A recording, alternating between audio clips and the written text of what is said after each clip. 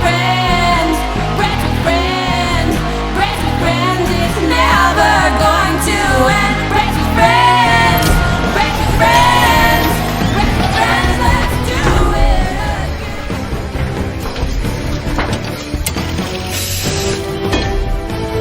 Some people, solitude and isolation can of itself become a problem.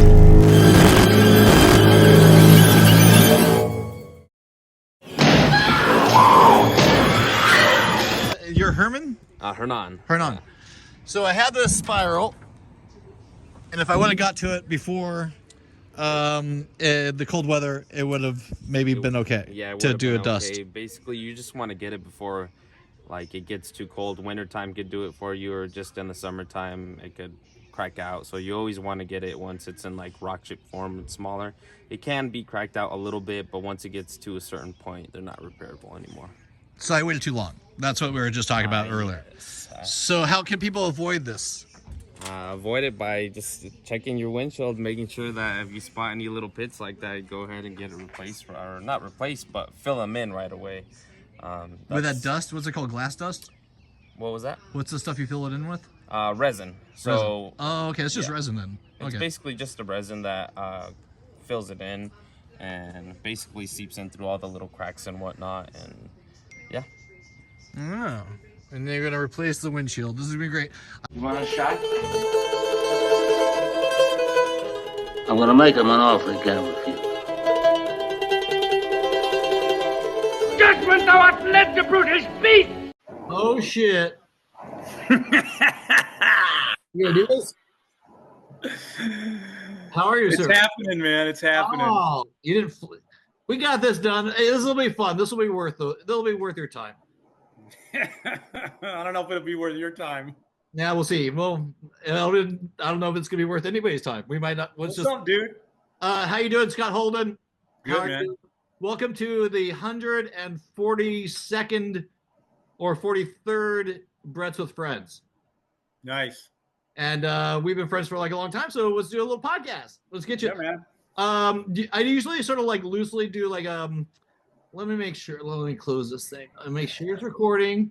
Yes, recording. Yes. You know, I've seen every single one of your podcasts too. Oh, you have? Well, thank you. This is thank you so much. So you know what to expect. You know what to expect. I guess, yeah. You're more well versed than probably I am in this. No, I haven't seen all of them, but I've seen a couple of them. I particularly had to go see the Claude one, and there's a couple other ones that are pretty good. Yeah, there's been many throughout it's a trip because I was going through my hard drives. I was looking at like trying to grab up footage and shit. Like Yeah. across like it's this is, you know, it's memories, it's little time capsules, it's a creative way to be social and exercise my editing and keep the wheel greased on creativity, and also so you know it checks a lot of boxes. Yeah. How long have I known you, Brett? What year did we meet? Probably 94. Well, When did you head down to? I met your sister. God, we're going back into the folding of time and space. Yeah, man.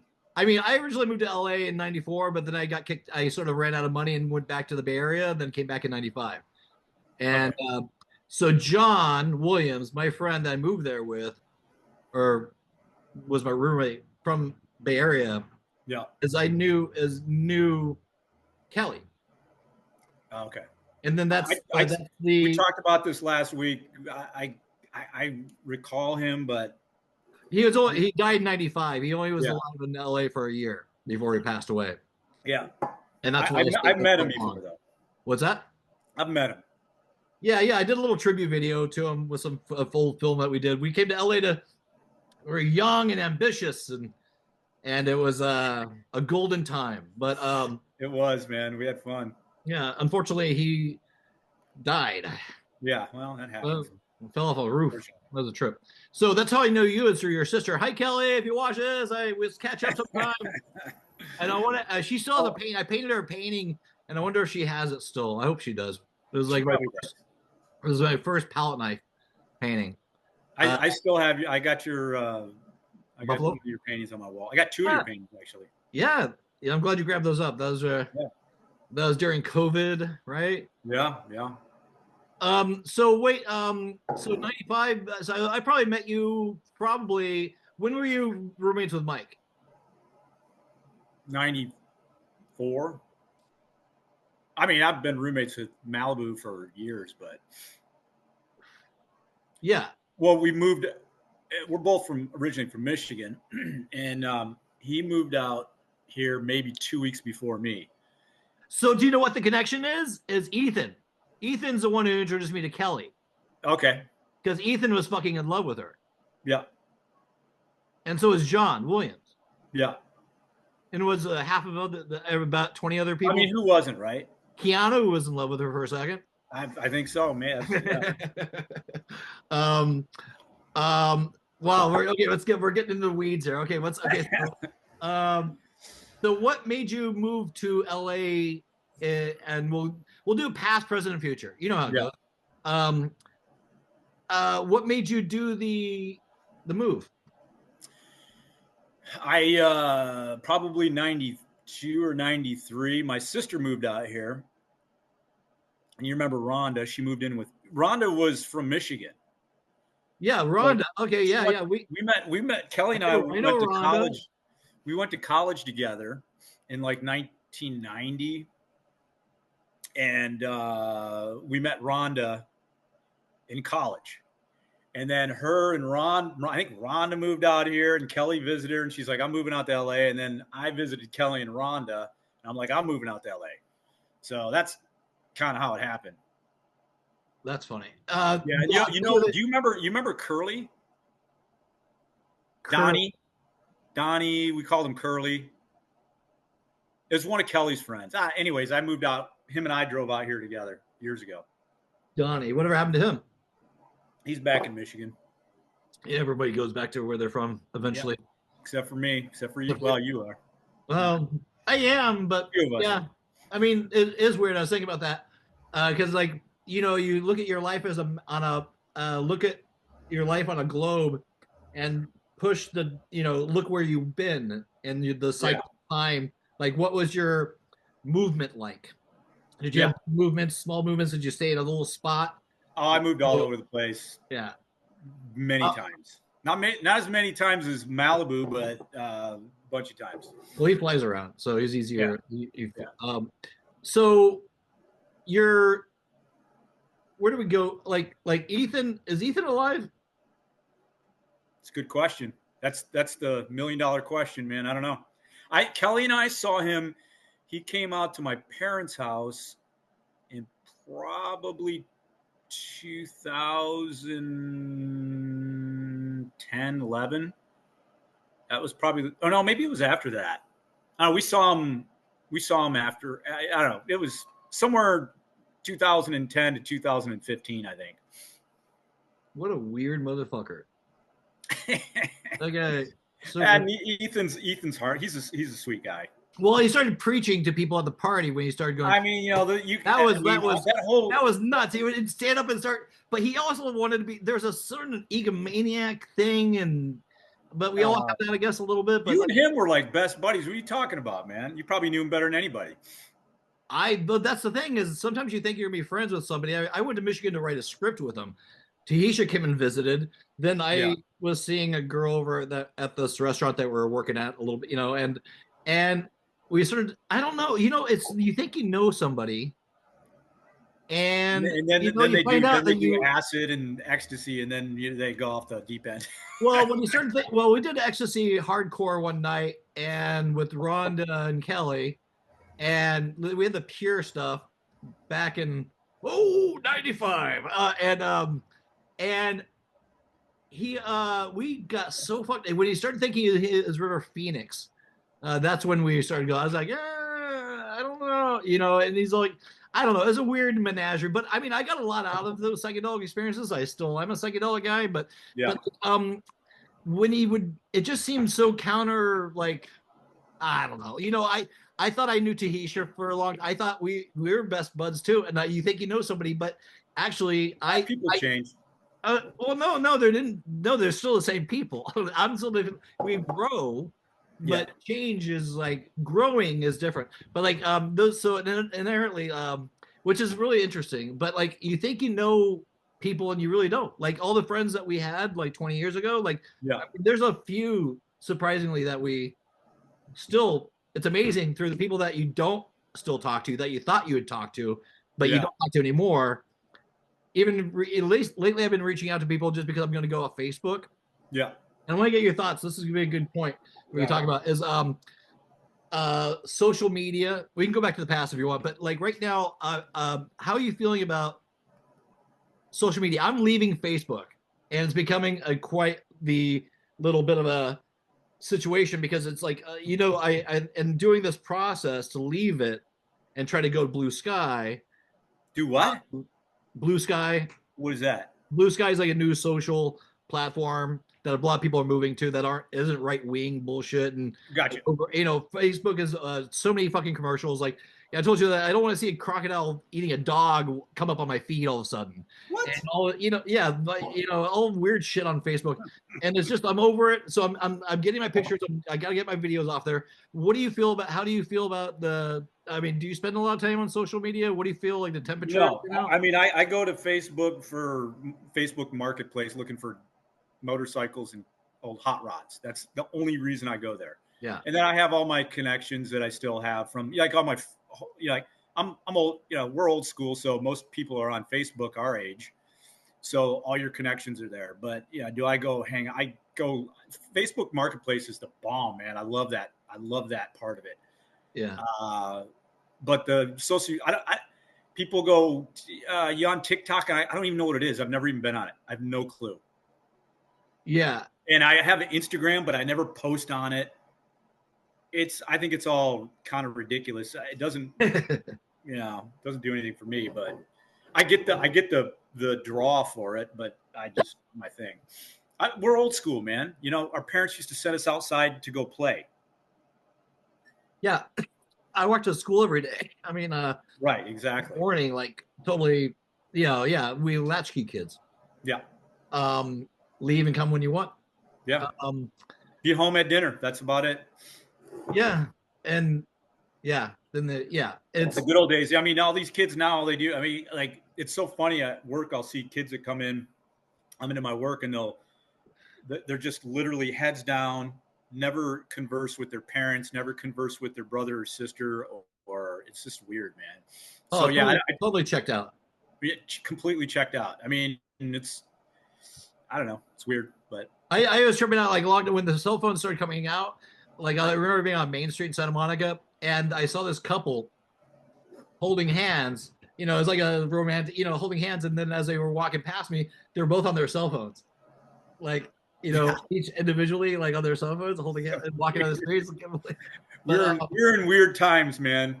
But I mean, where do you see it going? Do you have any? Oh, I don't know. I mean, I don't. I could care less about the political side of stuff. I don't. I read. I don't know. I guess mainstream news, but I know you can pick that apart as well. But there's podcasts like that. I mean, yeah, there's podcasts. I do. I'm not entirely sure what your political stance is, but there's some good. There's some David Feldman's good, but it's I hate Trump. Just we know that. We know that. Okay. God bless you. That's great. It's a good part about all this that I find is that, and I try to, I'm kind of right down the center. I care less. It's the far left, far right. They're as crazy as anybody. And I just think that the division between people right now is just insane, and it's it's all this all this stuff that's going on, and I don't know. It's made to be. I don't want to know. What were you saying? Oh, go ahead. You.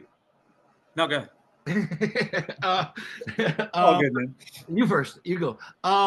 Well, I mean, there's certainly some really good like independent journalism there that is basically just. I mean, what's happening with Elon is yeah, everybody, yeah, all the liberals are well, switching gear, man, on that one.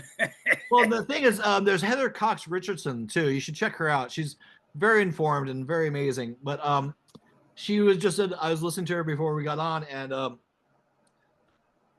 I mean, how do I encapsulate what she said? It's just it's made to be delusional, and you get frustrated, and then you just give up. They want you to check out, Yeah. but because the space is so fast, it's disarming.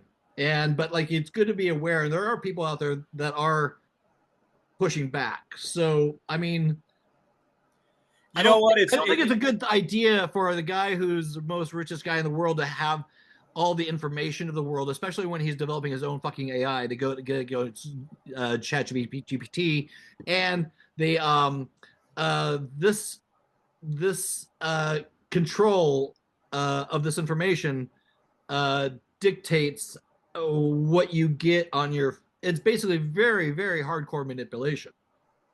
Yeah, And well, the last guy. What's that? That's what people with power and money do. Well, hopefully some people do good things with it, I don't know. It's just and she was saying something. Basically, this is a digital revolution. This is all. Anyways, just keep up with it, but also don't get dragged. The one thing that I'm taking out is taking control of the things I have control over in my life. That's it. That's a good philosophy right there. And sometimes it's a little low. You can go down and get your beers and your smokes. Yeah. Oh, speaking of that, when you gonna quit smoking and drinking, man? I don't know, man. No, it's gonna take you out, dude. Nah, I got good genes. Yeah. Yeah, my dad smoked cigars for 40 years. I do have good genes. I do. I actually just have. That's a good way to look. My grandma's 102 years old right now. Okay. Well, okay. So there you go. But I know as a balance, like I eat healthy, and I hydrate. Good. And I get my rest. I've been getting a lot of rest. Are you getting a lot of rest this winter? How are you? Yeah, man, I'm getting good sleep. Yeah. I'm over here in Oregon. The weather's nuts, right? And yeah. So sometimes it feels like morning all day long. And so your circadian rhythms go off a little bit. And so it's like, this is like goes back to what I want to see what you're doing with your time too, but like burrowing in, use this time to get rest and focus and turn off the cell phone, kind of like go underground a little bit. Yeah. How are you spending your winter? Well, I don't like the winter that much. I don't like cold. That's why I moved out here. Yeah, well, it's not cold where you're at. I do a lot of like. You're from Michigan, though. Don't come on. I know. I hate cold though. I do. You know what I do? I do a lot of hot yoga. I've been doing a lot of hot yoga this winter. I did it years ago when I lived in Silver Lake. The Bikram. Yep, I did the Bikram, and didn't they get Me Too'd pretty hardcore? Yeah, he did. He's a scumbag, but yeah, whatever. I go to hot. It's not Bikrams now. It's called hot yoga, Bikram style. Yeah, Bikram style. Yeah. Ride a lot of bike. I don't do a lot of motorcycling in the wintertime because it's cold, but kind of it's on a back burner. How long you've been a bike guy for for the gearheads out there? Let's go full throttle with your biking life. Yeah. When did you've always been doing it, right? Since I was probably 5 or 6. No, probably 6 or 7. So was that in your family? How did you get it? You know how I actually started riding is my dad and Malibu's dad were buddies. So that's how I know Mike. I grew up across the street, and his dad was friends with my dad. So he's got 2 other brothers. So they had the 3 brothers, and they always had motorcycles growing up, and I lived across the street, and we ended up moving away when I was like 6, and then my dad bought some bikes from Mike's dad, and so I had a couple motorcycles. We lived out in the country at that point. We moved from Detroit to out in the sticks, and oh shit, yeah. Did you know Ethan in that area? no, but I was in the town next to Ethan. He I was lived in literally right. He was in next to Howell, Michigan, right? Yeah, I was in Fowlerville, which is the next town over. Which one's the town that the KKK? Fowlerville, the one I grew up in. Yeah. They say Howell, Fowlerville. So you grew up in the KKK. You know, so funny story. Me and my buddy got put in. Do me a favor, raise your camera a little bit so tilt it up so you give yourself a little. There you go. Woo. A little bit. Okay, yeah, there you go. There's your spot. Well, maybe a little bit lower. One more. Just a little. There you go. I just don't want to cut your head off. You get? Yeah. There you go. Me and my buddy. Speaking of so what it was the head or the Grand Dragon of the Ku Klux Klan lived in our town, and it was a lot of even way back in the day. There's a lot of controversy with that. And well, so I would hope so. God, yeah. So when we were kids, but they lived way on the other. He lived way on the other side of town. Like he was like maybe 15, 20 miles from me. So he's quite a ways. Kind of, a lot of open area, right? So the guy's name was Robert Miles. So he was the Grand Dragon of the KKK. And there was a neighbor that lived right next door, a couple doors down from us. And me and my buddy we would take little CO2 cartridges and drill them out, fill them with gunpowder, put a wick in it, and clamp down on it, and you can make a little bomb. So this is what we did when we were kids. We lived out in the country, man. You're in the sticks, dude. I went to one of those parties out there. That was nuts. Yeah. They're a bunch of hillbillies out of control. The guy that was throwing the party had a steel plate in his head. Yeah, I'm sure several of them had that. So this guy down the street from us, his name was Robert Miles, same name as the guy on the other side of town that was a KKK guy. We blew up his mailbox. We shouldn't probably say this. That's a federal offense. But I was underage. So I was like 11 or 12 when we did this. I think there's a statute of limitations. Okay, there we go. And I was underage. But we blew this guy's mailbox up, and somehow it got put in the paper. It said the Robert Miles, the KKK guy, was getting targeted by some anti, whatever. Yeah. And so we got put in the anti-KKK. Yeah. That's a good. That's a good thing. That's a good thing. So yeah, we blew up supposedly blew up the guy's mailbox. Yeah. Well, show of strength, show of symbolism. That's right. It was just yeah. So. Yeah, I found out about that. Like I went to Howell, Michigan for a winter.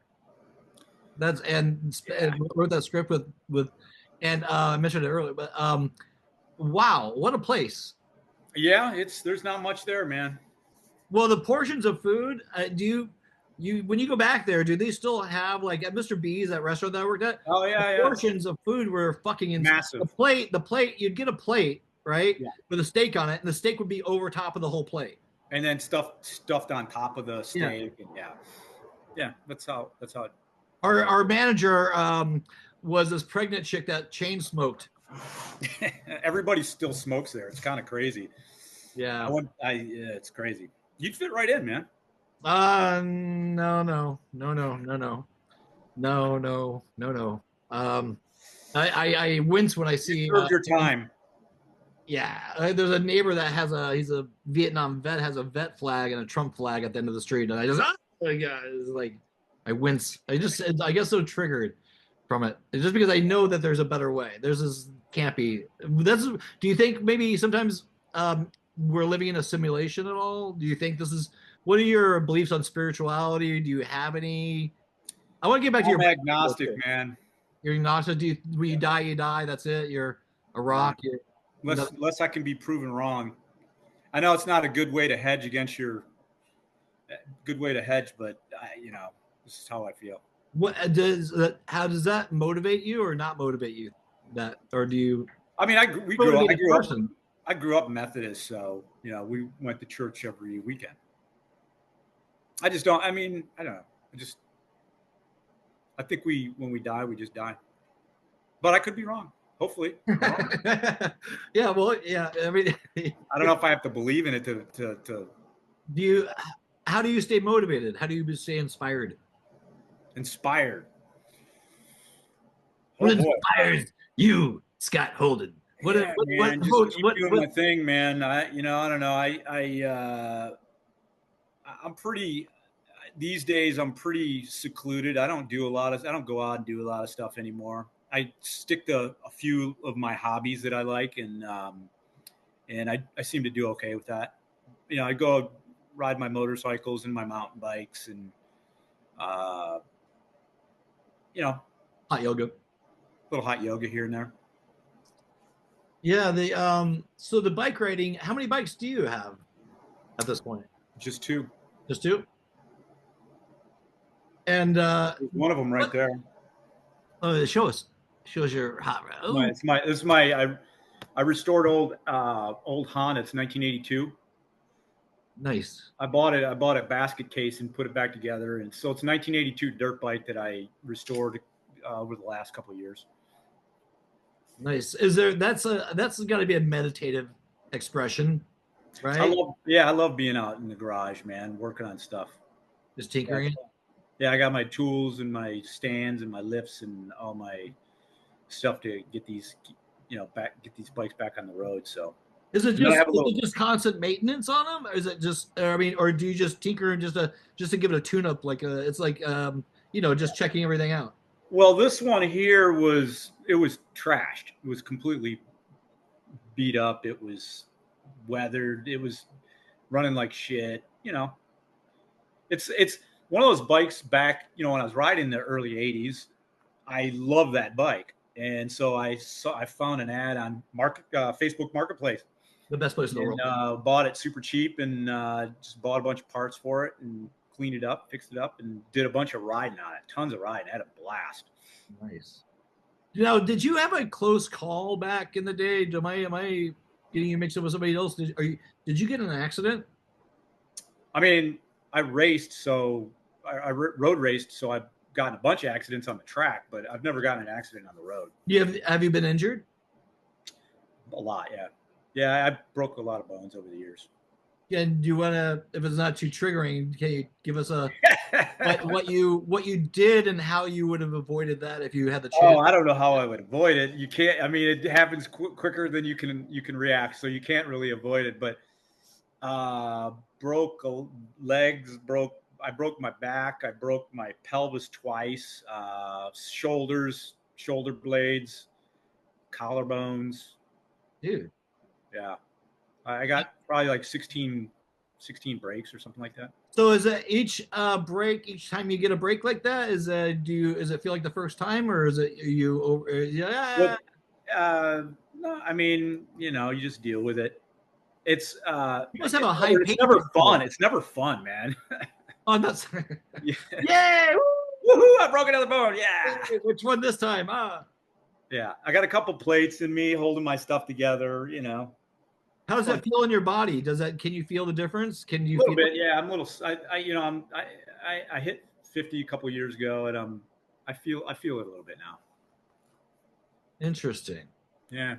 Do you have you must have a really high pain threshold, I would assume at this point. No, I don't. I don't like. I mean, it's not. No, I don't. But I'm kind of used to it. I mean, it's been a few years since I got hurt real bad. I think last time I got hurt was maybe a year and a half ago. So I was out. I had a couple other bikes. I used to motocross a lot, and I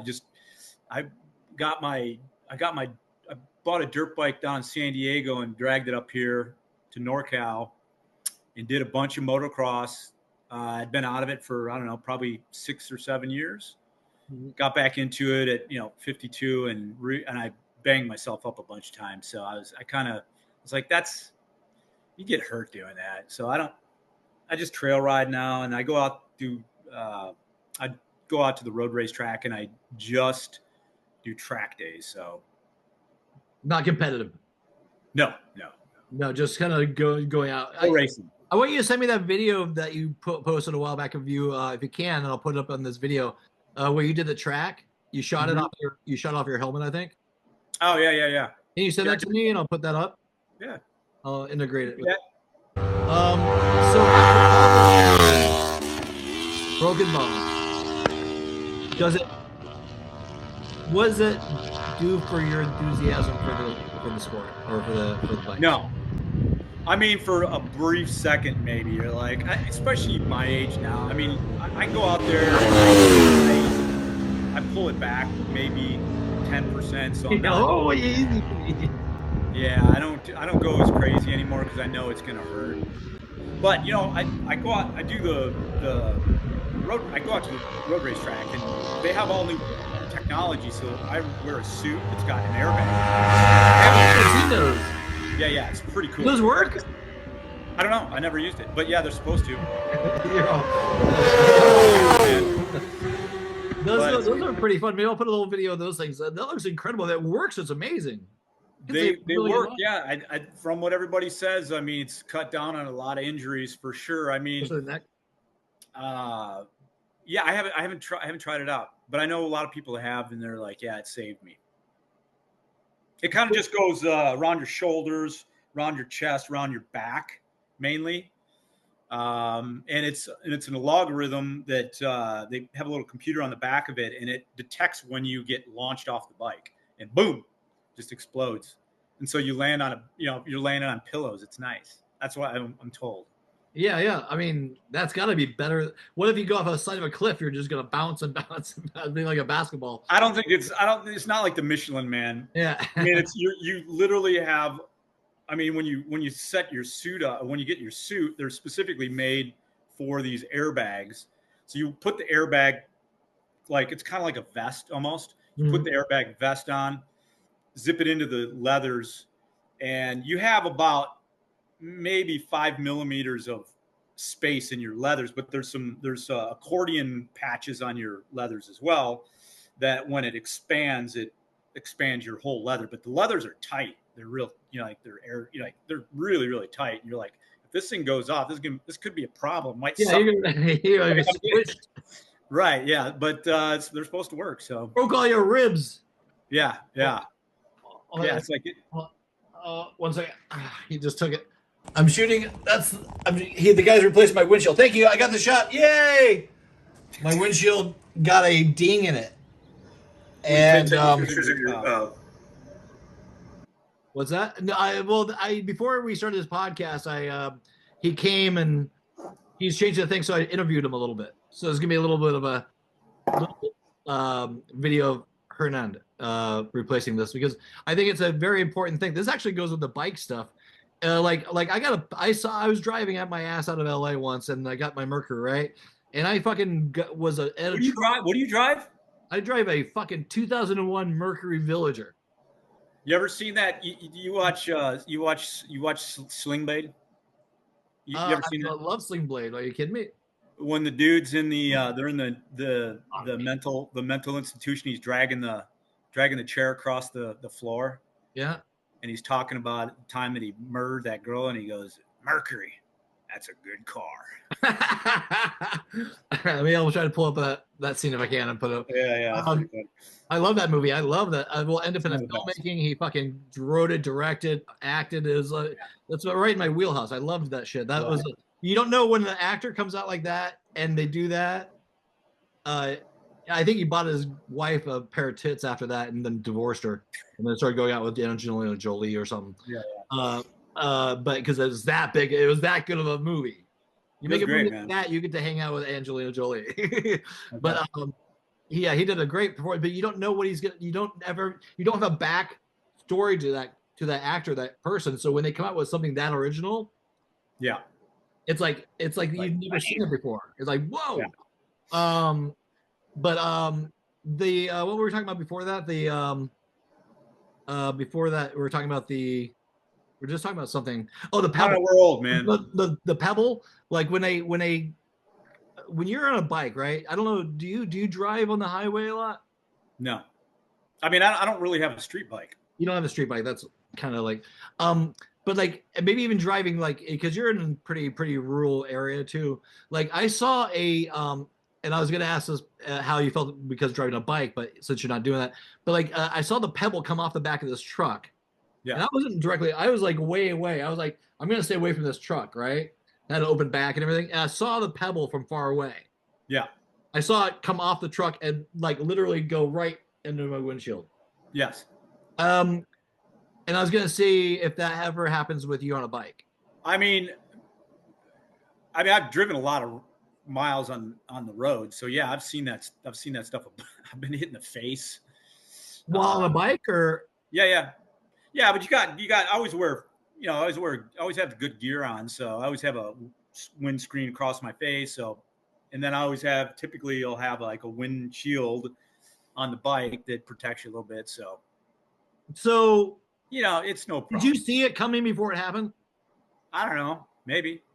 Or does it happen? Like that one press conference George Bush Jr. had when he ducked from the shoe. A classic. Yeah, that's what you do. You just get out of the way. No one knew he could move like that before that. No, he's quick, man. I was like, damn. That's not the first time that's happened to him. I'm sure in college. Probably not. No, I'm sure. So wait, I'm gonna get into the beer. I want to ask you about safety tips on bikes and motorists on the highways. And sometimes it's an obvious question, but people need to be reminded about road safety. And I think you might have some kind of, I don't know, for bike riders as well. Give them information, and maybe for the people in vehicles and trucks. And I'll listen to you. All right, I'll wait till you get back. No, I can listen. I can hear you. So what advice I would have for safety? What advice? Just things that you think you would have wanted to know before the shit hit the fan, or when you see it right before an accident happens, or I don't know. What kind of safety precautions? What's that? Or just things, observations. Just helpful tips. I think I probably stayed safe for so many years. I put a lot of miles on bikes over the years, lots. I commuted almost every day for many, many years. When I lived in Malibu, I used to commute to Burbank every single day on a bike, 45 miles or something like that. Did you open it up? Yeah, I've done that once occasionally. Have you ever gone through Canaan? Oh yeah, of course. That must be fun as hell on a bike. No, Canaan is boring. Really? Canaan, yeah, it's flat, it's straight. You go to like Latigo, or you go to the real twisty stuff. That's fun. But yeah, I know Malibu roads pretty well. I've ridden on those since I came out here when I came out here in '94. I had a motor. That's all I had was a motorcycle. My Curly, who I came out here with, I bought a trailer and put my motorcycle, my one mode of transportation, on the trailer, and he drove us out. So that's hilarious. So did you move to Venice directly? Yeah.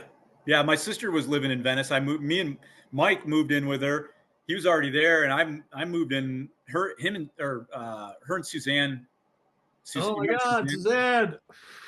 She's still in Venice. Yeah, I saw her. She was bartending at Hanano's last time I think saw her. She's still there. She's been there for like 25 years. Yeah. Gosh, I never wanted to die in Venice. I've seen so many people die in Venice that I was like, you know what? I'm not gonna die in this fucking town. I'm not. And yeah, it was probably getting pretty rough. I can't even remember the last time I was down in Venice. It was getting kind of dumpy. Last time, it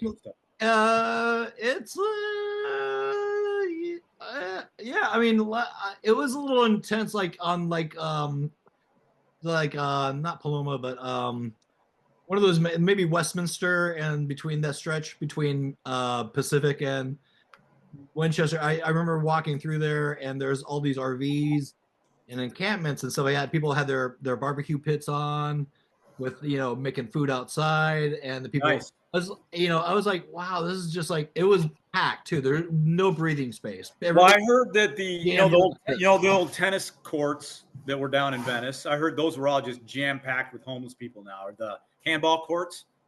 Really? Yeah, they're just like homeless people encampments. Well, I don't know if they're still there right now. No, I don't think probably ever. Maybe No, not. the Olympics. Maybe during COVID. I don't know. Yeah, that footage I've seen. Yeah, that was yeah. They are gonna, they're gonna move those. The Olympics are coming to LA. You know that, right? Yeah. So there's gonna be a lot of changes that are gonna be happening between now and. Just take the bulldozer and just bulldoze everything out into the ocean. This is what I've heard. You know those on the Windward Circle. Yeah. And how that goes down to the pipeline of the big structure that's like that metal big structure, and all the shops that are to the right that are in those steel containers. Yeah. The steel containers that are everywhere. Yeah. The steel containers are getting taken out. Gotcha. So that's what they're gonna do. That's why I know that seems like what is on the menu. One of the things when that gets closer. Yeah. So could you imagine how cool that'll look? It'll probably be nice. Yeah, I mean, I should move back. I can't. We had, the thing is that back in the day, we did have it at the best time. I do believe. We had a lot of fun, man. It was good times. It's those were good. Those years were good years in the 90s to be down there. We just had it was so much fun. Well, we'd party hop from one party to another. There'd be God, we were out of control. No, but literally it was half as populated, it seems, or we were just naive and young. But it was I remember just walking through the streets and we were the only ones around, and we were just partying. There's a house party there, house party there. You didn't have to go far, and everybody is and we were fucking. I don't know. That was a really golden time because it started shifting after the bubble burst. You remember the bubble burst? I wasn't down. I was back in Michigan then. 98. Yeah, 98 was the 97, 98. 97, 98, and then there's also the one in 08. 2008. That was when everybody September 1st. Oh yeah. No, I was actually both times I was out of state. I was in Florida in 08. And I was in Michigan in 08 I was in Florida. 98 I was in Michigan. 98, 99 I was in Michigan. So out of all these places, how do you want to spend? We're all getting a little older. Are you going to do more? Do you want to do more traveling? Are you? What does the next 20 years look like for Scott? What would you like to see happen? Do you want to go to Amsterdam? Retire. I want to retire. Retire? What would that look like? Not going to work, number one. I'll have a nicer setup in my garage. I'll probably be out in the garage working on my stuff, 6-7 days a week. Trying to stay healthy as much as possible. And trying to enjoy life. That's I'll be 55 this year, man. Yeah, woohoo! I'm 55. I can remember when I was a kid, my dad had his 40th birthday, and I don't know, whatever, it's 15 or something. And I was just like, my God, is he old? That is so old. And I'm 55. Yeah. Well, I think it's interesting to be, we're both single. I never had kids I couldn't take care of, which was my big thing. I mean, I would love to have had kids. I mean, I was completely opposite. What's that? I did not want kids. Well, I grew up wanting them, but as I turned 22, 23, I was like, actually, I'm sort of married to my art. To be, and it could sound cheesy or whatever, but I made a commitment, and kids, and I started teaching kids and after school programs. I was really grateful that I didn't have kids. You get 30 of those guys in a classroom. They're smelling. Yeah. They're all out of their minds. It's I would have been nuts. And I also saw how I was raised and didn't want to put anybody through that. Yeah. And then, it's luck of the draw. You might get a real bad kid, Who wants that? Who wants that shit? That's the nightmare, dude. You get a fucked up kid, man. Yeah. Was it you hear the horror stories like that one couple that and I know all about adoption. We have adoption in our family. I support it fully, but it's a gamble because you're gonna get there's this one couple got this kid from someplace, this little boy, and he turned out to be like he came back. It's like in their house at night, like in the corner of the house, and like kind of a freaky fucker, right? Like it's like I wouldn't have been. My dad would have kicked my ass all the time. My biological father, like he was a hard ass, and I did like I never I could see myself not doing well with a kid that would be troublemaker, obstinate. But then again, I would have had a good kid though. I mean, it would have been the little Brett Woods. I mean, that would have been the great guy. Yeah, girl. Brett Woods Jr. Yeah. So, do you want out of all the places you've traveled, like, can you give us a little? I just want to get a feel for your map. Like, where did you go? I haven't traveled a lot, but I've been to some pretty cool places. I've been to after my mom passed in like 2003. My sister was living in Italy, and my dad and I took a flight over to Spain, met my sister over there, and hung out for like 2 weeks in Spain, and just had an awesome time. How long were you over there for? Huh? How long were you over there for? A couple weeks, not too long, but it was a lot of fun. It's Spain's nice. It's really nice, clean. Did you go to like a Barcelona or? No, we were in the south. We were in like Malaga and Sevilla and Cordova, a couple places like that, and so that was cool. In 2010, I actually moved to Brazil. So I was there for about 10 months. My ex-wife, I was married, right? You met Clara, right? She's Brazilian. Clara, what years?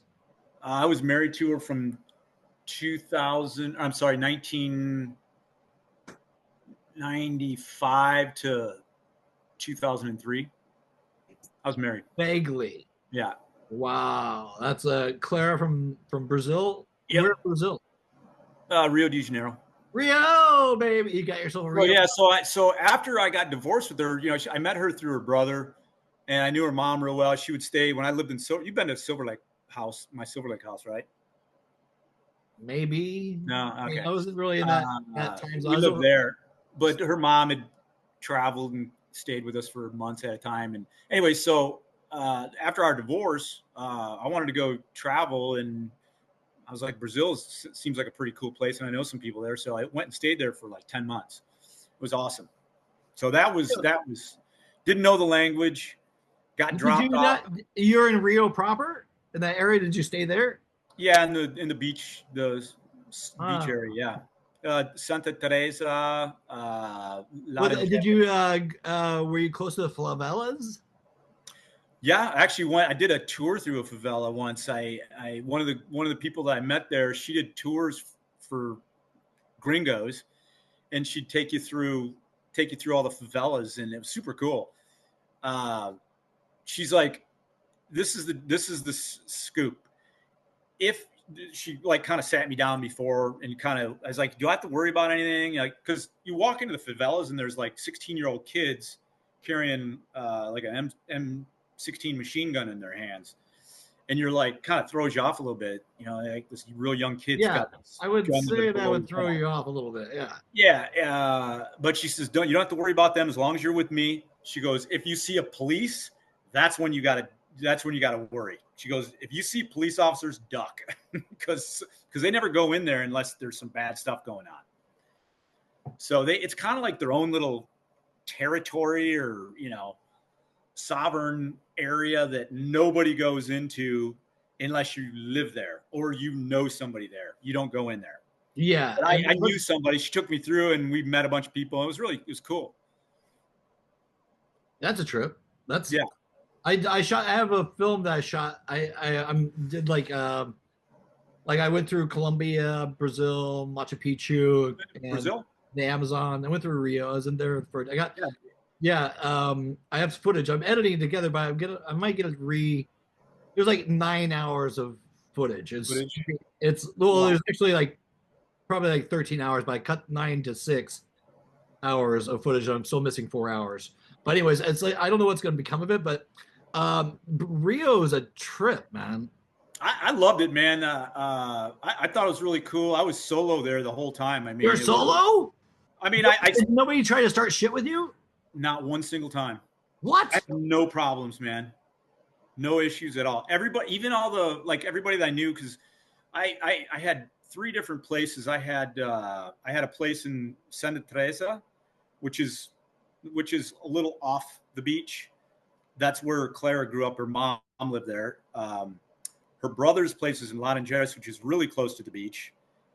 And then I had another friend in a little town called Sarquema.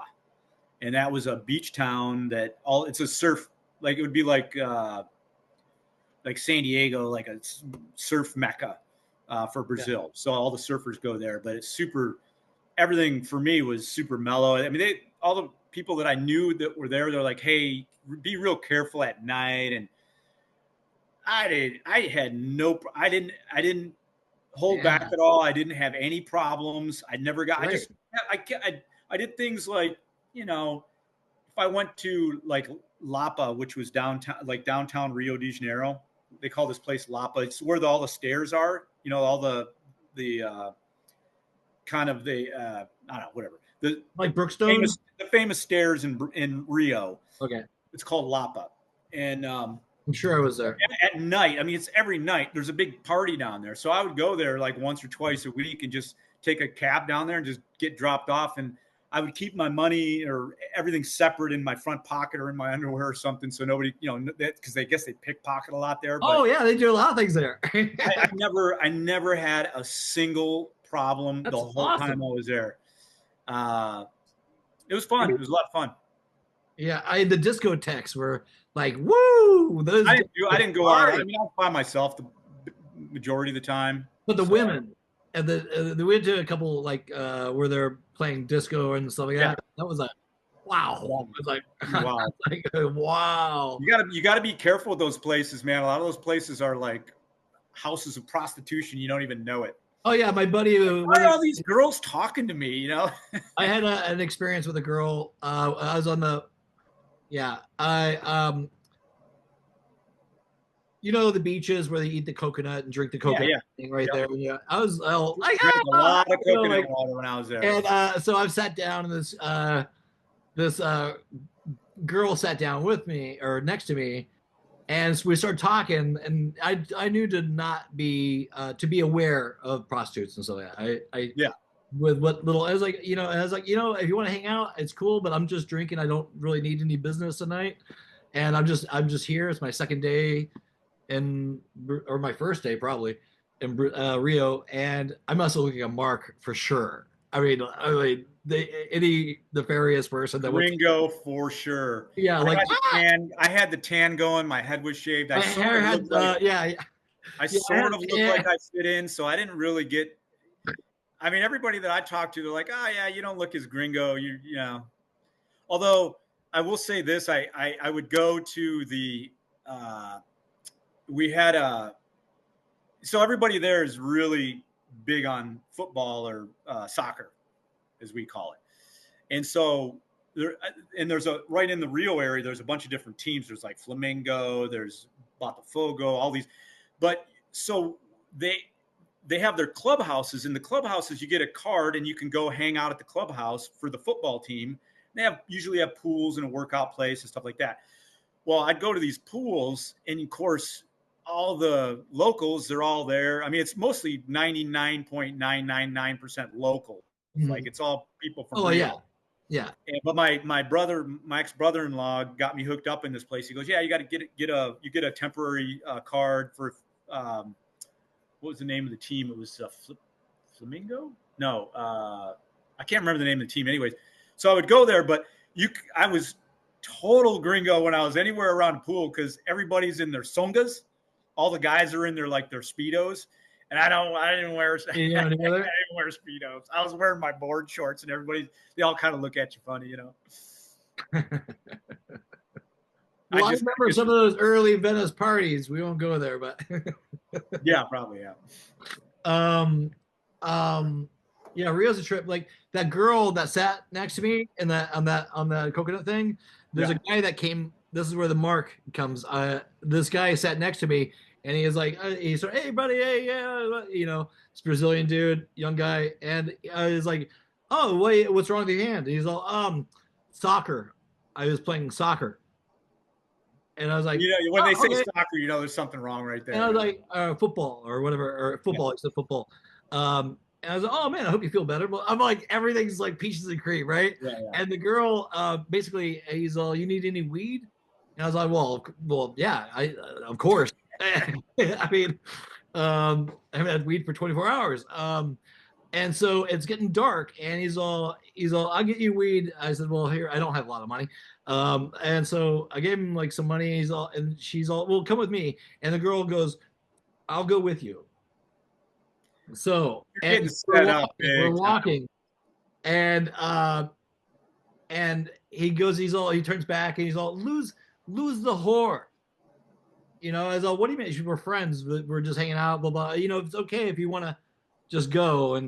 And he goes, well, no, I'll get it for you. And so we're waiting in the lobby of this building, and she's like, in her broken English, she's like, if I were not here with you, he would to you. And I was like, well, let's go ahead and get out of here then. It's a dark lobby, it's in the middle of the night, like it's really like a movie set, Yeah. And like auburn, like brown and black. That's bad choices. Yeah, like I said, well, yeah, what are we doing here? So he comes back down and hands me a thing, and we leave. And it was Did you get to read? I looked at it as we're walking, and it was the the hair off a palm tree. You got had, Brett. You got had. I'm lucky I didn't get my ass kicked. That's true. That's bad. Yeah. Better to get had than freaking beat up. No, she's my guardian angel. This is like when internet was just starting up, so we exchanged information, and I said, thank you. I got, we didn't speak very good English, and I didn't speak very good Brazil or Puerto Rico, or what is it? Portuguese. But she was a little angel in the night. That was like, I'll have to make a movie about that someday. The scene, it's very cinematic. So you're cool with just kind of retiring and just enjoy life, man. Yeah, just enjoy life. I'd probably outdoors doing a bunch of stuff, camping, traveling, moving. I like it here in the States, and I don't like flying very much. I'm not a big. I don't. Who does right now? Jesus Christ! Not a big fan of flying. I just don't like it. I don't know. Who knows? Who knows what I'll do? I mean, my sister, she keeps talking about maybe moving to Spain. She really likes it there, and she's like, "Would you go?" And I was like, maybe. If you're there, I'll cheap there, man. Yeah, it's cheap. You know where I would go? I actually thought about this because I don't think I would go to a South American country anymore. It's just like the economies are too yo-yo up and down, and you just hard to keep track of everything. But I would possibly move to Europe, and I've been kind of kicking the idea around because ever since my sister brought this up. But she likes Spain, but I like Portugal. Portugal is kind of the same. It's it's part of Spain, but you can get stuff super cheap there. It's clean. People are friendly. I do speak a little bit of Portuguese, or it wouldn't take me much to pick it back up. I haven't spoken in 15 years, but would you bring your bikes over there? Of course, right? No, they're big into bikes over there. You just buy one when you're there. Yeah, that's a little adventure. Yeah, you just gotta. Or would be. You just have to. You have to have a little bit of money in the bank, and you can get visas, almost unlimited visas. I heard like 5-year visas, and you can rent places over there. They're rents like for a flat, 1-bedroom flat is $700-800 a month. That's pretty reasonable. And then food's cheap over there. It's probably really good too. Really, and food is fantastic, man. Oh my god! I actually being up in. I don't just move there for the food. Yeah. The food here in You know, 1 coming year from later, LA. you're all healthy looking now. 1 year later in Portugal, you're like, oh, what a round Scott.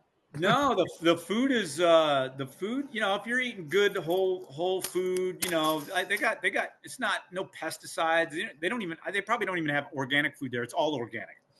You don't have sections where hey, you want to buy organic food or you want to buy non-organic. It's just all decent food. They don't spray their shit down and Yeah. you know what I'm saying. I have some friends that I was talking to that live in Bulgaria right now. Yeah, that's cool. That'd be a trip. That would be a trip. Bulgaria. Yeah. They get like 7 dogs. Yeah, well, you got yeah, that's what people do. They have dogs in Bulgaria. A lot of dogs. It's a dog place. It's a dog friendly. This is gonna be so cool. Wait till you see how this edits up with the video. All the stuff I'm shooting. That's a take away from. Oh yeah, this is gonna be good. One sec. I can't believe There's mosquitoes flying around here, man. What's that? There's mosquitoes flying around. I don't know what's going on. It's you guys got some rain recently, right? Yeah, we got a bunch of rain. It's a nice day today, though. It's You a guys little needed it. cool. What do you think about those? Did you see any of those that stuff about the fires in LA, Palisades? No, I'm under a rock. I didn't hear any of that shit. God, come on, man. What? Dude. What? So my old place in Arcadia, which my cousin still lives in, she got evacuated. Luckily, nothing happened. She's on the other side of the 210 freeway. But she has a business up in Sierra Madre. Luckily, that didn't burn down. But she got a salon. So she cuts hair. But she said at least at that point in time, she said 19 of her clients had their houses burned down because it's right in that Pasadena area, you know. So 19, and then a friend of mine who lived right next to who I still talk to, my buddy Kerry, who lived right next door to Malibu and I when we lived in Venice. So I still keep in contact with him, and he bought a place in Sierra Madre. And I called him, shot him a text like, "Hey, dude, everything okay?" He's like, "Yeah, the house is still up, but all my neighbors' houses burned down, so it's pretty gnarly." Yeah. So Claude was recently talking to me about buying he's looking for a land to buy and stuff like that. Mr. Moneybags, look at him. He's just all. I don't know what the fuck he's doing, but anyways, whatever. I don't know. Isn't he a famous actor now? Probably soon. Hopefully, by the time because he's writing checks he can't cash. I think he has I think he's in 5 or 6 movies on Netflix, so he's doing all right. I mean, I don't know if he's. He's been on this podcast a billion times. I love the guy, but how many times has he been on this podcast? Well, there's one solo show with me and him. Yeah, and then there's he's been a part of 3 or 4 others in the background or a co-host. You know, we need to get, God damn it. We need to get the whole crew on, man. Get everybody on and video it. That'd be great. I don't know how hard it's tough to do that, but I'd love to do that. Were you on that call?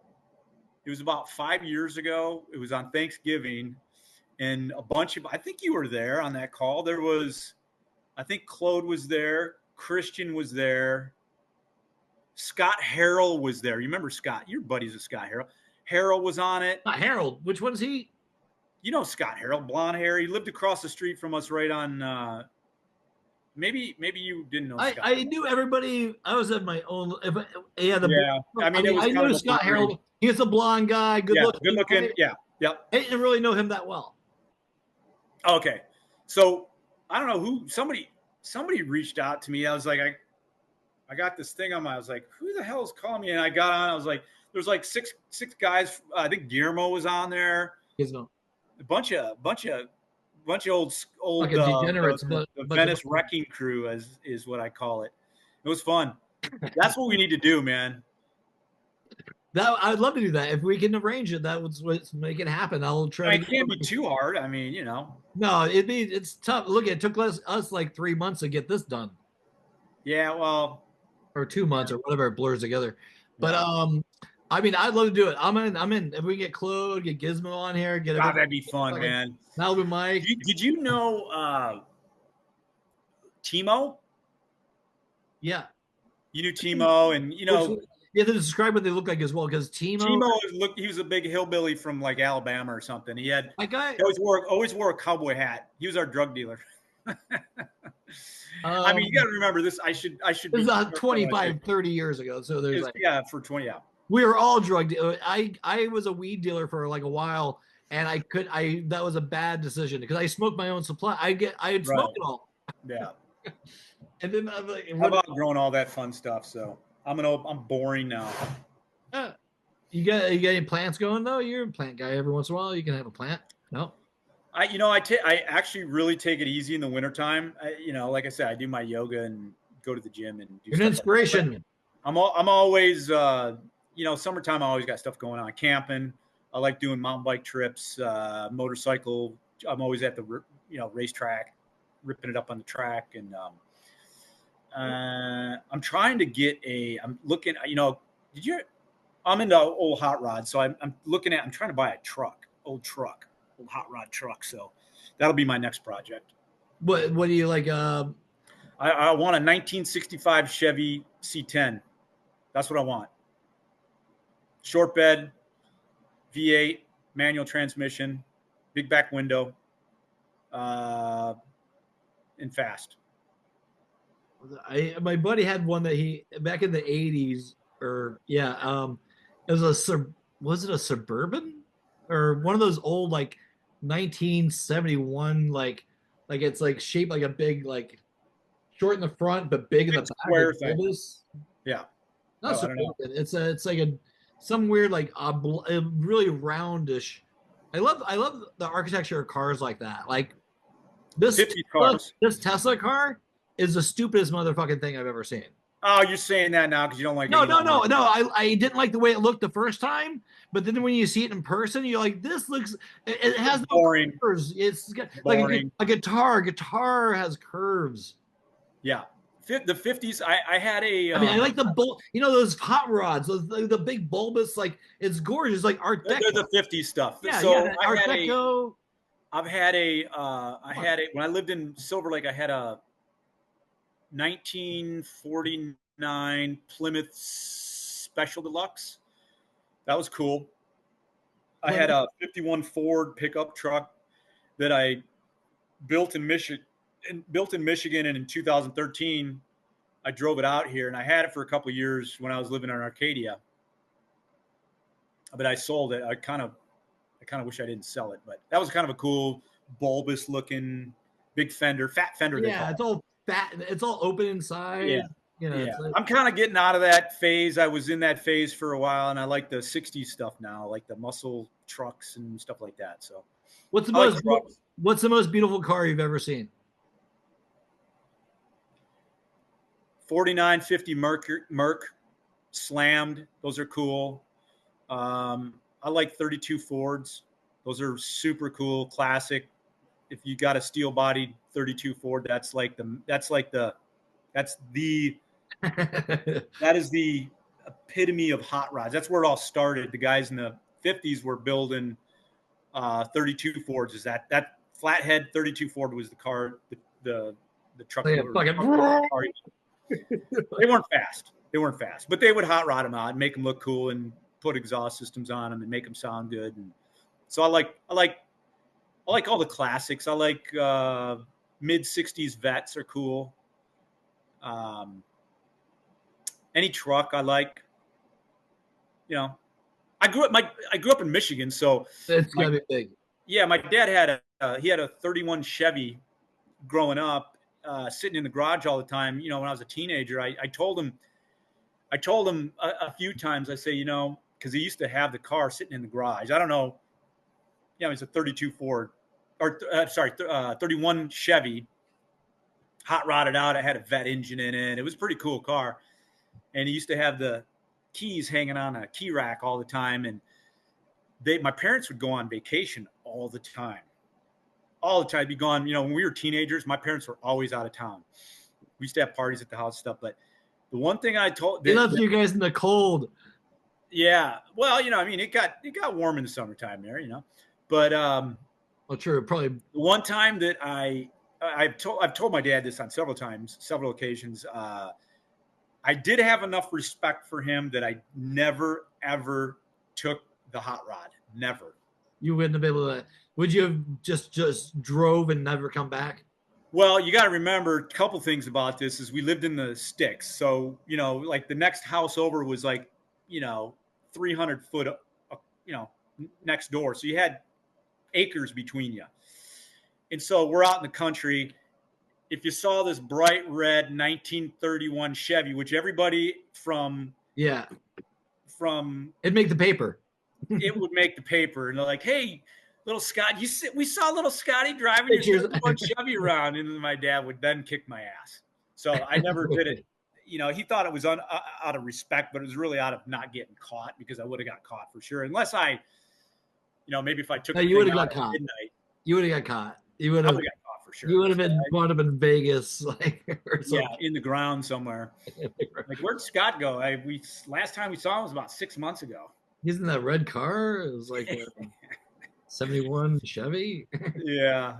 I can tell you I wanted to take the car out many times, but well, that must have been an itch.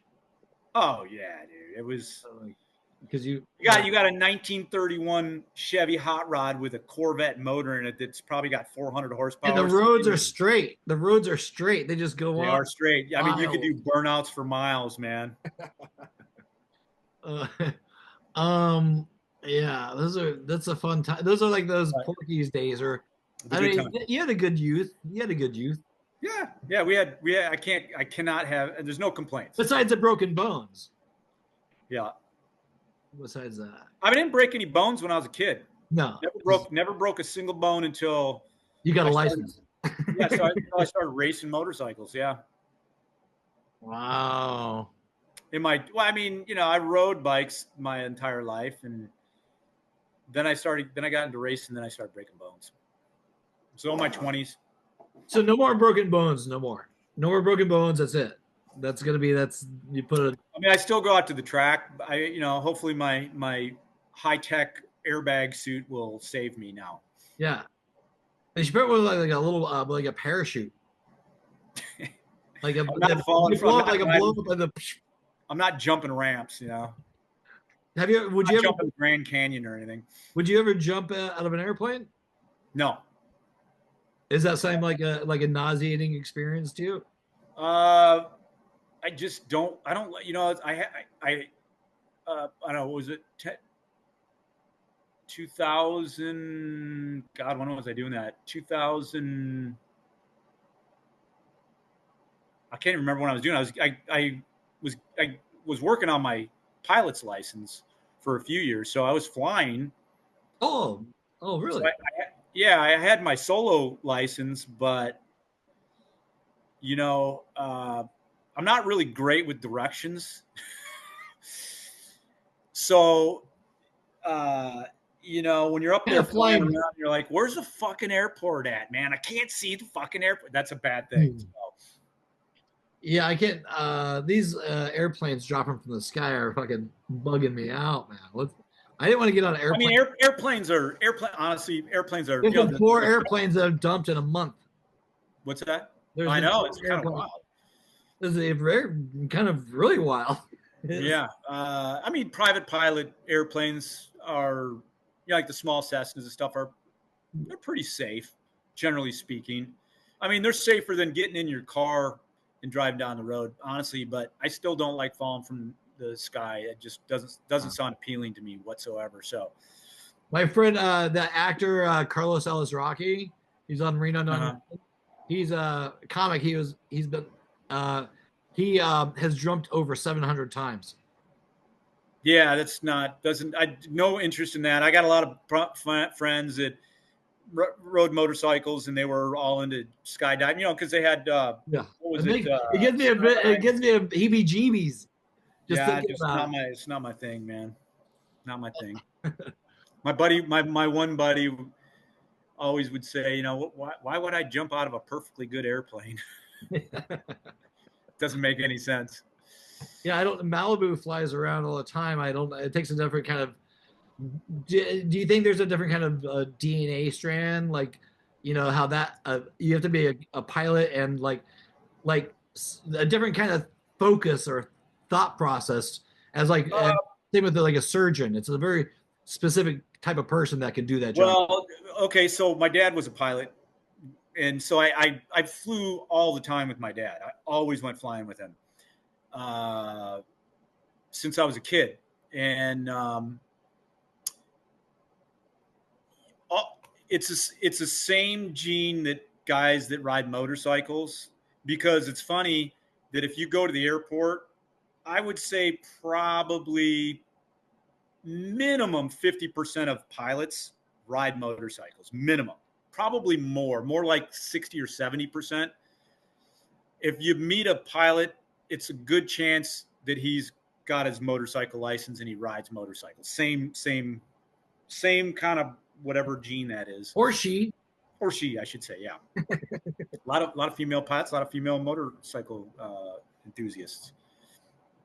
Yeah, I hope yeah, it's very specific. Like, it's gosh, I really hope no more planes fall out of the sky. It's really no, we don't want that. No. So what else? What about you, dude? What about me? Well, I don't know. You can ask me. How's life? Life is good. Life is good. It's more. It's that like not try to stretch out too much. Yeah. And then kind of keep it. You almost like have to change your like go to like no. Like I don't know what it is. I'm kind of It's kind of nice. Focusing a little bit and using the time to.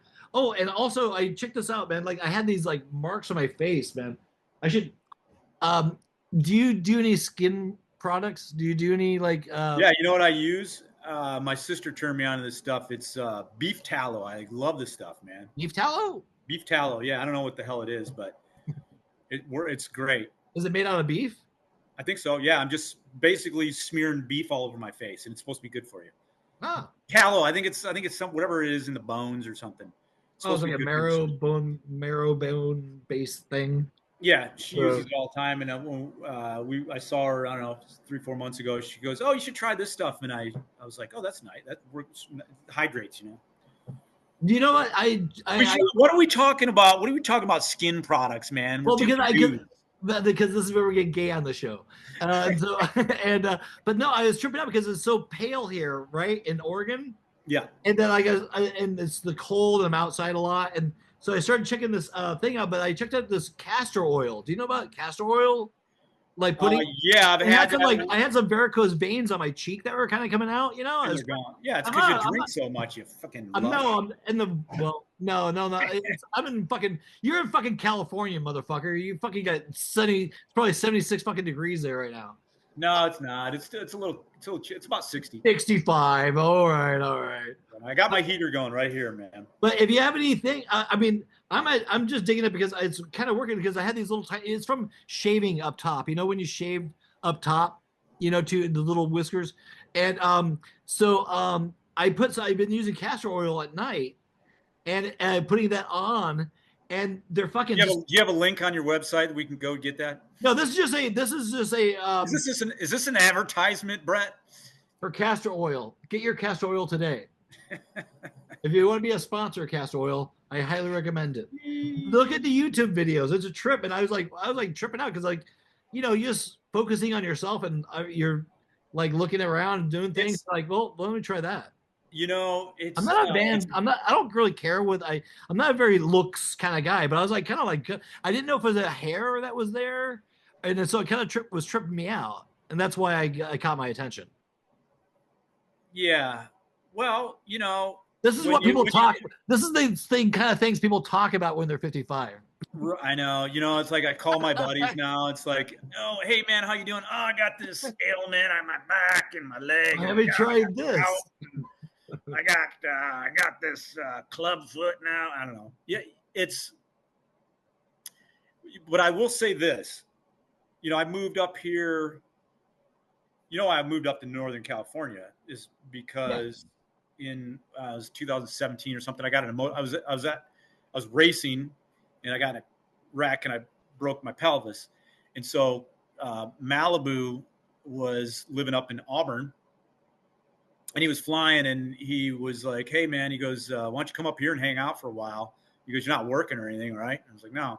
I had like 3 or 4 months off, convalescing. And he goes, "Come up here and hang out." And I came up and visited, and I never left, man. I freaking love it up here. The pace is way slower. It's easy. People are nice up here. It's not so much distraction. It's like, it's nice. If I'm in California, I'll be in Northern California. It blows SoCal away. Well, you've been up to my house here. Yeah. I mean, I grew up in San Jose, so I know the area, and I mean, it's nice. It's what being in LA for 20 something years, and all the I mean, anytime Sacramento was brought up, you're like, ew, Sacramento, what a hillbilly town, and blah blah blah. Sacramento, just get through Fresno. Get through Fresno. Yeah, Fresno sucks. Don't get stuck in Fresno. Ooh. But Sacramento is, to all you LA people, if you've never been here, come check it out. Well, actually, don't come check it out. Actually, it's nice, but don't come here.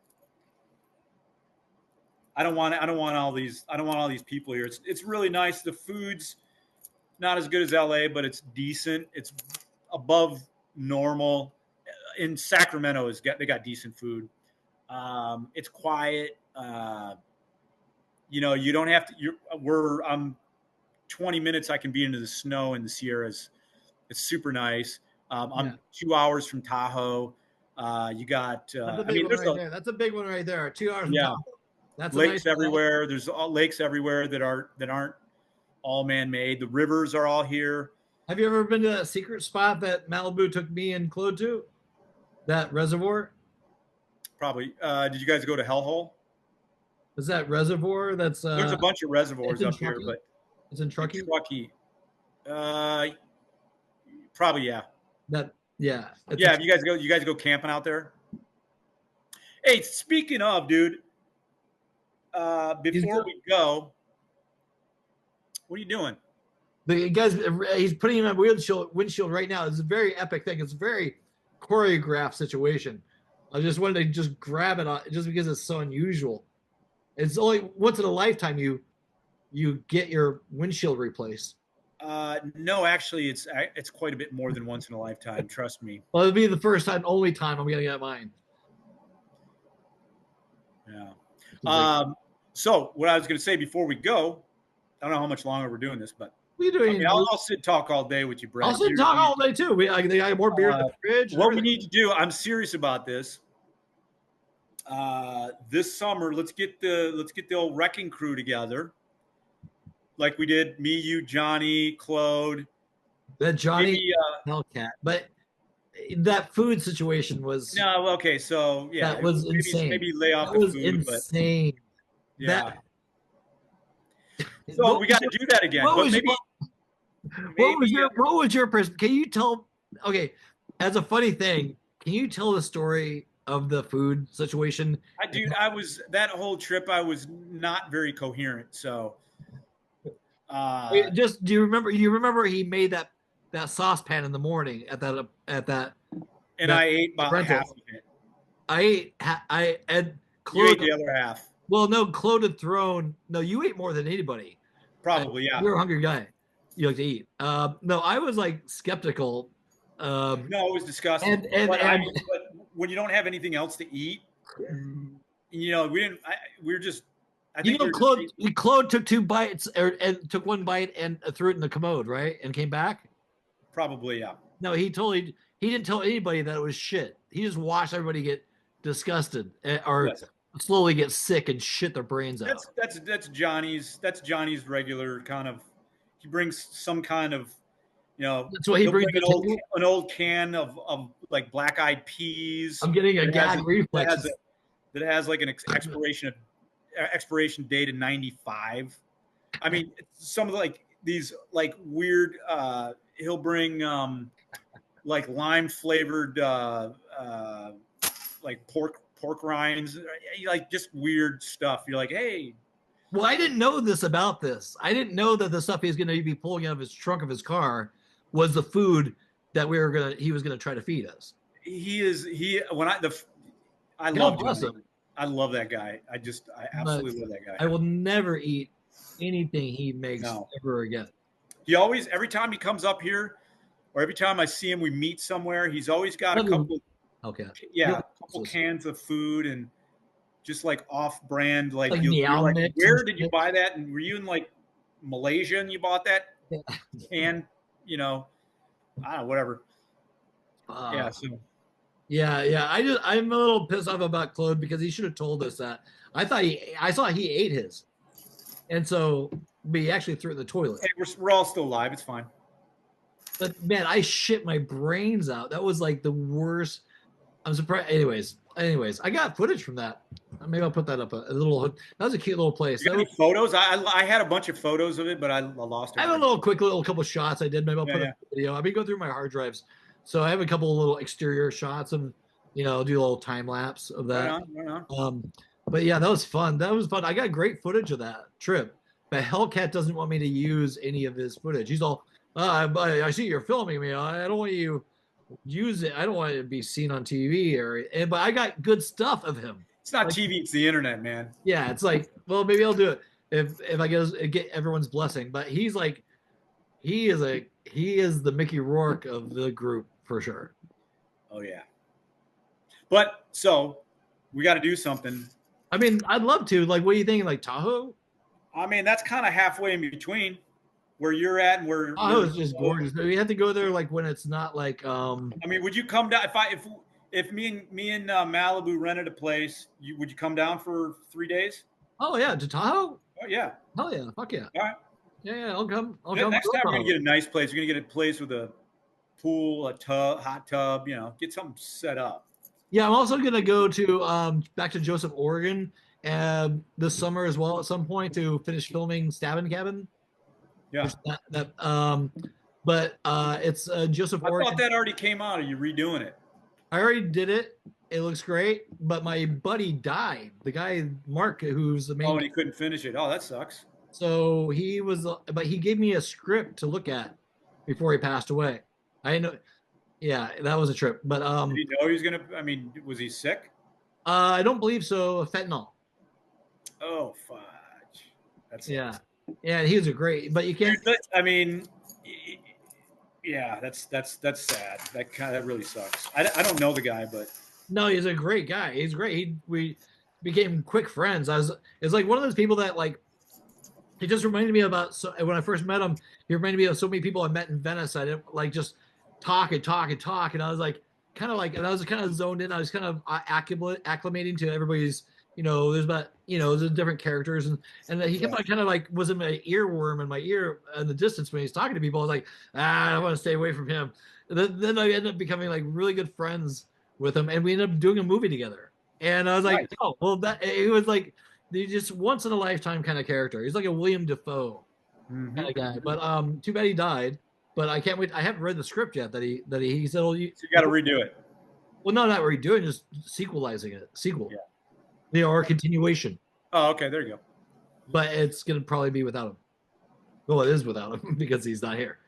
But I want to. What are you gonna do the rest of your day? Should we try to end it? The rest of my day, I am. Probably gonna go for a bike ride. Yeah. You guys got good weather there though too, right? It's getting a little cloudy right now, so but it's like 60 degrees. I went for a bike ride yesterday and I like my getting a sweat on, That's good. It's good, man. You're a healthy guy. That's good. You're an inspiration. I need to be that healthy. I was doing laps for a while, which I liked a lot. Laps and what? I like doing swim laps. Yeah, that's a great exercise. Man. I love that because it works all the muscles and stuff like that. Everything, man. Yeah, swim's a good one. Like and it doesn't beat you up too bad. Well, even like because I don't want to get bulky, I just want to lose fat, right? Yeah. So and gain muscle as well. but that sort of does all that for me. I'm a merman. I like the water. I was born in the sea. I'll die in the sea. It'd be good to see you all jacked up, like Arnold or something. Well, I did that blood work and my testosterone level is fine, which I was like, oh great. And so they did all the things, and I was just vitamin D deficient because I'm in Oregon. There's no sun. Yeah. And so they gave me some vitamin D, but I was like, oh, my testosterone is fine. I don't have like any like urethra or like anything happening bad with down there, right? Yeah. And my heart and lung is like I'm good to go. I have no excuses. They tell you to quit smoking? Nah, they like me smoking. Oh, that's fair. Keeps them job security. Yeah. No, but I mean, yeah, I should cut down. It's been a stressful fucking 5 years, man. Oh, shut up. All right. Balls, fucking, I mean, my hero died this year, and it was because of smoking. So David Lynch passed away. I understand I heed the warnings. I see this. I see them. All you got to do is you got to stop smoking for about 15 days. That's it. Yeah, I've done 5. I've done 5. It's 5. I've done 5, maybe 7. Yeah. But the patches like make me crazy. I have trust me, because I used to smoke too, man. I smoked. I think I quit when I was 35. The only way to do it is cold turkey. Just stop. I tried every other way, and my mom she passed from cancer, and smoking. Well, I mean, it's probably contributed some. She wasn't smoking when she passed away, but she had cancer. So, that is not a good way to go, man. No, I don't. I mean, I've seen the people I worked at a convalescent home. Yeah, I painted that. And I know what it looks like. I mean, I'm taking care of somebody not because of smoking, but they're he's in the last legs probably of his life. Yeah. And I know what it looks like. I guess that's in a weird way. It's more like I just want to get my kicks off, anyways. And enjoy everything life has to offer, and that includes tobacco and stuff like that. Because I don't know. I guess your mind will probably make reason for anything if it really wants to. So, but I guess it's like anything else. You want to quit, you'll stop. That's it. You don't want to wait till it's too late, and they're like, "Hey, if you don't stop smoking this, you're really like." I have a friend that has something COPD. like that. I have a friend that has COPD. Once you get that, what's that? COPD. It's a lung disease from smoking. Oh. And it once you get it, you can't stop it. It just progressively gets worse and worse and worse, and you just die. You die of suffocation, basically. So those people that are walking around with a oxygen thing on their face, they have COPD. So that is not, which you definitely do not want. No, I don't want to go down the road. No.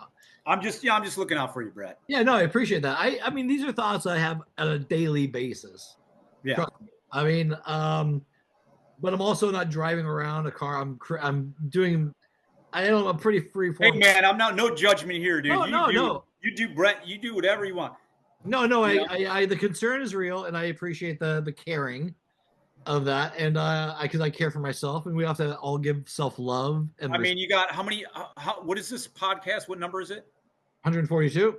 You got 142 friends that are behind you saying, Brett, it's okay. We accept you for however you are. But they would rather see you not smoking. Yeah, maybe I'll just get jacked. Well, you know what? Summer's coming. It's hard to get shit motivated, and I'm not using an excuse, but no, I get it. Like, there's not a lot of like going like to the gym and when it's like rainy and snow. No. Right. So I mean, those you can rationalize it, but I'm trying to become a better person. But and as we all are, I don't want to see myself on a ventilator or in a hospital bed with a mask on or any of that shit. So I'm aware of it, but I'm good when I'm moving around. When I'm traveling, I'm at my peak. When I'm like, and I've been stationary for a while.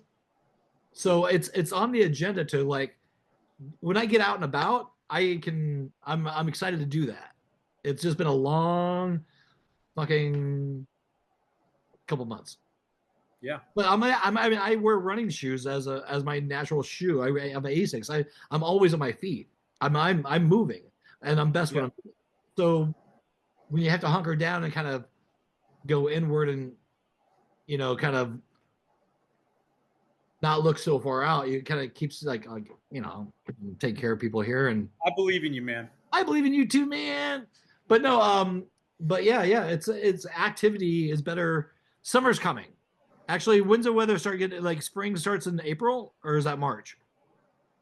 March starts to get a little warmer. It starts getting in the 70s on a regular basis. And then April, it's 70, 75.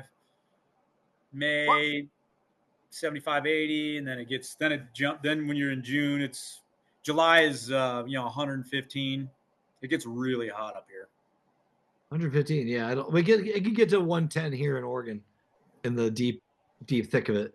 But yeah, I want to it'd be interesting instead of going back to LA all the time is to check out Portland a little bit more because when the weather when this weather kind of here it's really you'll have to come up. You should. It's gonna be gorgeous. Well, Tahoe is sort of that way, but everything's amazing. It's green, it's lush, it's gigantic. And that's like nice. It's like a beautiful sunshiny day, and you're in the city, and everything's You're in got Portland? trees growing out of fucking everywhere. You're in Portland? I'm about 20 minutes from Portland right now. Okay, I have a friend up in Portland, so Portland's nuts. That's a real city. That's like you're on top of people. Yep. You're like on each other. I can't do that. I can't do it. Yeah, it's like LA. I mean, maybe not like LA, but it's a city. Yeah, LA. It always will be a little bit of a like yeah. It's like what's going on over there, man. It's like, but I guess as you get older, maybe you don't really care. Okay, I'm doing my thing. Yeah, basically. Yeah, it's like LA is something. It's like an old girlfriend. You always think about. You're like, oh, well, we had some good times. Yeah. That's part of my. But do I want to put myself through that hell again?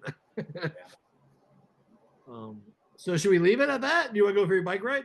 We did like an hour and a half, I think. Yeah, we might get 10 people that look at this. Maybe share. Do you think you'll ever share this video? I could share it possibly. Okay. On my social media things that I never go to. Whatever. Maybe friends. It's so funny. Sometimes people find out things about the people that they are watching that they know that they never knew before. There you go. I've seen a couple. Of your podcasts. They're pretty fun to watch. You got some interesting folks. I'm not super interesting, but you got some. Well, I think it's about capturing moments, right? It's not about being on all the time. Yeah, we just have such a long history. I've known you for so long that it's like we literally could talk for hours more. But so like when you first met me, I must have been a goofball. Oh, dude, you were such. I thought you were really repelled. Nerd. I thought you were a total fucking nerd. Autistic. I was like, oh man, who's this bucket head that's hanging out with Ethan? Dude. But I've seen some video stuff of like back in before the internet, but like things that are slowly starting to come out where people have old footage of stuff. You're like, hey, this is Brett Woods. Hey, how you doing? Exactly. You should. Like, who is this Who is this guy? Did you ever come over to when we worked at Murray Calendars?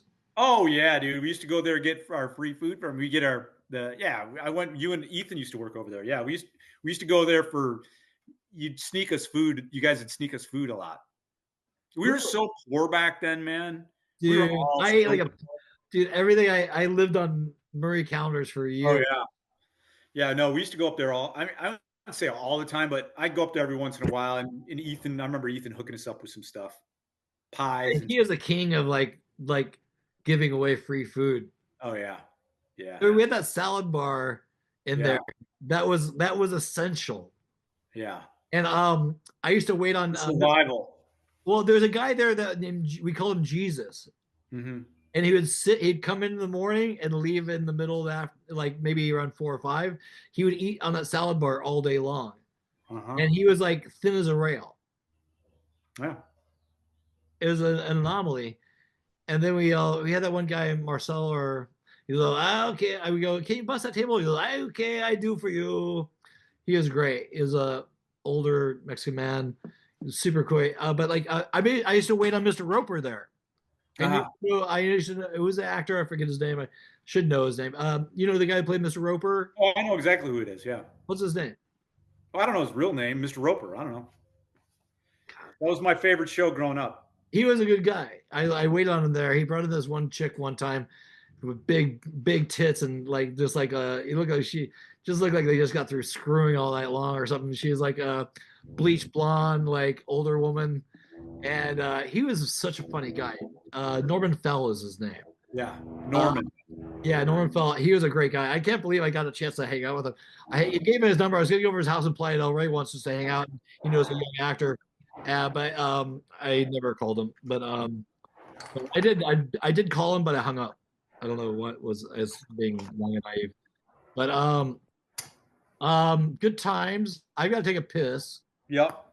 Well, we can head out, man. We should call it. Yeah, We could, if you want, I'll go to the bathroom and you can talk to the camera real quick.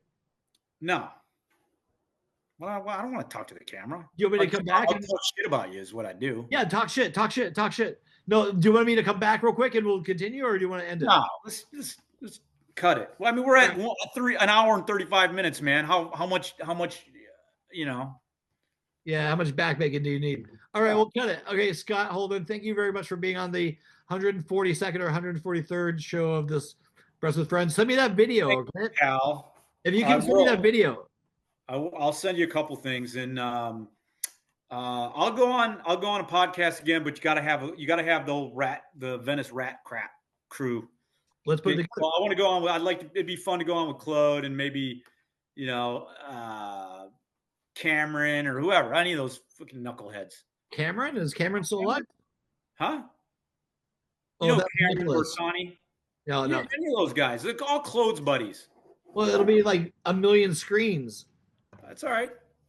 It'll be fun. All right. Something out. Anyways, I'd like to be on with Claude. That's what I'd like to be on with. Yeah, let's do another one with Claude at least, and we'll try to get Mal. I don't think we'll ever get Mike on here. No, he's not going to do it. No way. Yeah. But I do have some great footage of him fishing. Uh-huh. And I'm going to put that on there because it looks really good. It's a pretty shot. There you go. I have lots of footage of it from him. He is a fucking weird motherfucker. He's so fucking funny. He is so like intense. I was like, we were driving around. I can't imagine. Well, he's like your dad. He's like with you guys. Yeah, he likes to be a little. He likes to be in control of the situation. Well, he's so funny. He's Malibu, man. He's just. Was there anybody else that we're missing from the past? Do you think Kelly will see this video? Yeah, she probably. I'll send it to her. Yes. Hi, Kelly. Good time to see you. Or glad you're doing well and you're painting and creating. That makes me happy to do something that's fun. Yeah. Okay. Well, cool, this was fun. Thank you. Yeah, man. Brett, take it easy, buddy. And 2 things. Well, one for sure. This summer, let's get together. Let's get the crew, at least a couple guys. Like me, you, Johnny, Claude, Mike again. At least those guys and whoever else wants to hang out. You either go to Tahoe or we can go to Big Bear or something like that. When's a Tahoe like when it's not too crowded, like during the summertime, or is it just? It's always crowded. Yeah. Well, we can get a nice place on a lake or something. Somewhere maybe. Anywhere. We'll get some. I'll cook. I'll cook. Okay, fair enough. Okay, you guys put me up. I'll cook. Okay. Johnny, no cook. Johnny, no cook. Johnny, eat. Johnny only eat. All right, man. Thanks so much for doing it. See you. I'll talk to you soon. I'll give you a link. Send me those right away, and I'll start editing right now. What am I sending you? You're sending me those bike videos. Okay. Or a bike video. Okay. There was another video as well. I don't know. Oh, anything. All right. I'll send you some stuff. All right, guys. Later, See dude. ya. Bye-bye. Woo! Woo!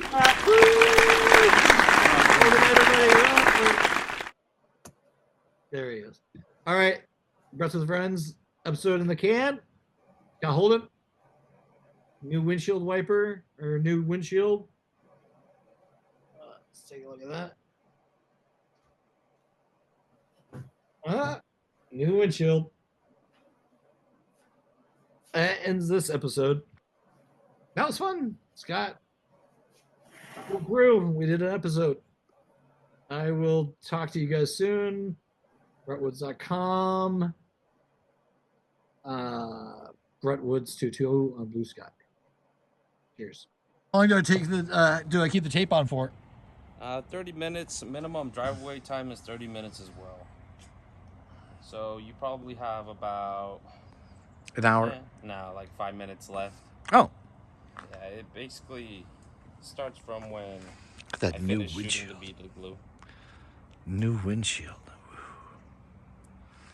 Ooh. Breath with friends, breath with friends, breath with friends, it's never going to end. Breath with friends, breath with friends, breath with friends, let's do it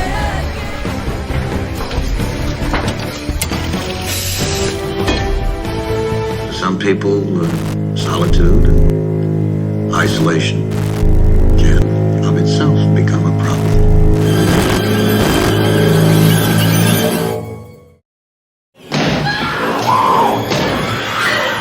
You want a shot? I'm gonna make him an offer he can't refuse. Judgment thou hast led the brute his beast!